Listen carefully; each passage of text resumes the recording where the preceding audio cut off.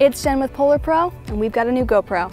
This is the HERO9 Black, and we're going to walk through the ideal settings for cinematic footage. So navigate to video mode and open up your presets. We'll start editing the top preset, Standard. Presets are useful because they allow you to quickly switch between your preferred settings for different circumstances. We'll start with the resolution and frame rate. Now on the HERO9 Black, we have the option to shoot up to 4K 60 or 5K 30. I like shooting at the highest resolution possible because it gives the most information and allows me to crop in post if needed.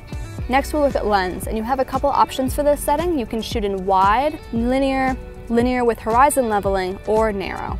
I'm going to stick with linear because this gives the most field of view while taking away some of that distorted fisheye look that GoPros are known for. Next is Hypersmooth, which I have set to on to give my image that stabilization. If you're shooting something with a lot of movement, you can even consider bumping that up to boost. Just know that it will crop in your image a little bit more to achieve that extra stabilization. So here we have some new features on the HERO9. You may or may not need these depending on what you're shooting, so we'll run through them really quickly. Scheduled capture allows you to set a specific time to start recording. Duration will determine how long the camera records. And hindsight will allow you to record not only when you press the shutter, but for a determined time period beforehand as well. The timer is a self-timer you can set for selfies or group shots, and zoom gives you a digital zoom to punch in your image. We don't need any of these right now, so I'll keep them off. Scrolling down, we'll move into the Protune section, and we'll start with bitrate.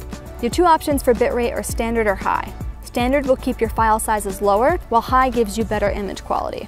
And since that's our goal in order to shoot cinematic footage, we'll keep our bitrate high and we'll make sure we use an SD card with enough space and speed to accommodate those settings. The next setting is shutter speed, and it's here I want to talk about the 180 rule. When shooting footage, it's a good rule of thumb to keep your shutter speed at double your frame rate, because this creates the most natural looking motion blur. So since we're shooting at 30 frames per second, I'm going to set my shutter speed at 1/60. If you leave your shutter at auto, the camera will decide your shutter speed based on the amount of light in the image, not your frame rate. If your shutter speed is too high, it can make the movement in your footage look jittery and unnatural. Now if you're shooting outdoors or in really bright conditions, you might notice the slower shutter speed is starting to overexpose your image. And it's really tempting just to crank that back down to correct the exposure.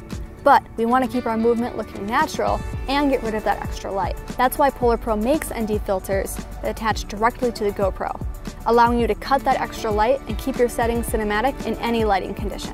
Now moving on, we have white balance, and it's easy to leave this at auto, let the camera decide based on the scene, but we want the most control over our image. So we're going to go ahead and set that white balance to 45, which is a neutral middle of the road K-temp.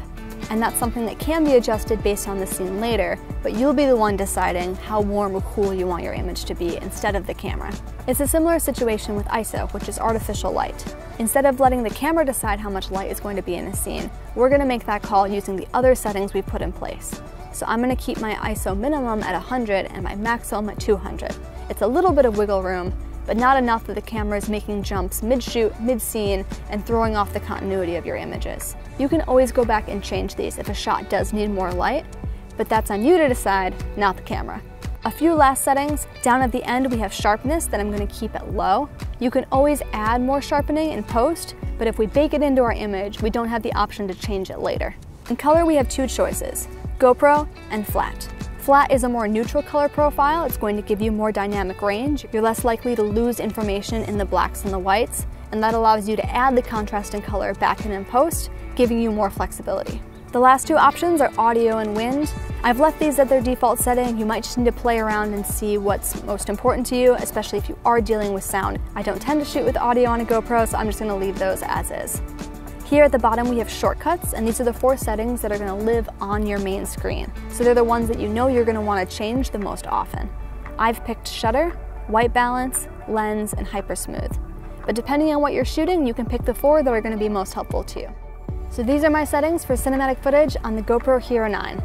If you have any questions or want more information on some of these settings, drop us a comment below. We'd be happy to help you out. Now go out there, capture perfection, make some cool stuff.